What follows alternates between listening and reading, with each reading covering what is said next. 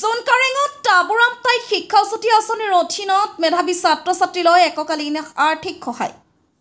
মিচিং ছাত্ৰহিত পৰিষদৰ উদ্যোগত আৰু শিক্ষা বিভাগৰ আয়োজনত 4 ন ডেবিং ডেটাক পৰিষদীয় সমষ্টিত টাবুৰাম তাইত শিক্ষাজ্যোতি আঁচনিৰ অধীনত এক বিশেষ সভা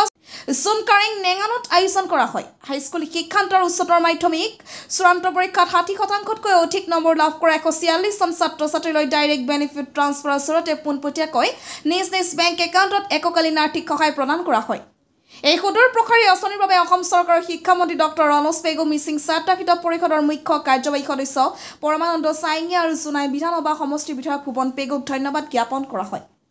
সভাত মিচিং ছাত্ৰহিত পৰিষদৰ কাৰ্যবাহী সদস্য পদুম ৰায়, TMPK কেন্দ্ৰীয় সমিতিৰ সহকাৰী সম্পাদক নিত্যা পেগু, সন্মিলিত গণশক্তি অসম জোনাই জিলা উপ সভাপতি পদ্ম চেত্ৰী, সাধাৰণ সম্পাদক মন বাহাদুৰ চেত্ৰী, সহ সম্পাদক বীৰেন পেগু, মিত্ৰচৰ নেতৃবৃন্দ ৰাজখানা চিগা আৰু কেমি জেলেম গাঁও পঞ্চায়তৰ সভানেত্ৰীসকল, আঞ্চলিক সদস্য অচিত দলে,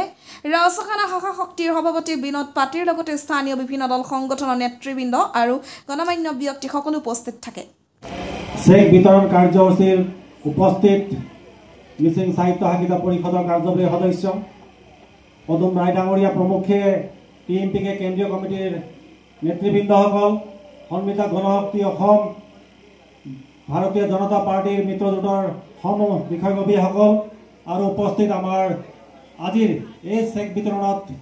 ডেবিং ডেটাক সমষ্টিৰ বিভিন্ন প্ৰান্তৰ পৰা অহা আমাৰ ছাত্ৰ ছাত্ৰী, অভিভাৱক আৰু বন্ধুবৰ্গ,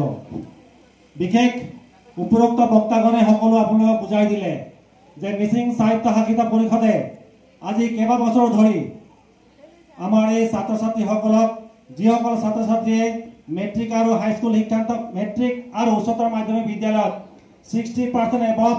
মাৰ্ক পাই উত্তীৰ্ণ হৈছে, তেখেতলোকক ওৱান টাইম ফাইনেন্সিয়েল এছিষ্টেণ্ট দিয়াৰ প্ৰথা আজিয়ে নহয়, মিচিং সাহিত্য শাখিত পৰিষদৰ দিনৰ পৰা চলি আছে।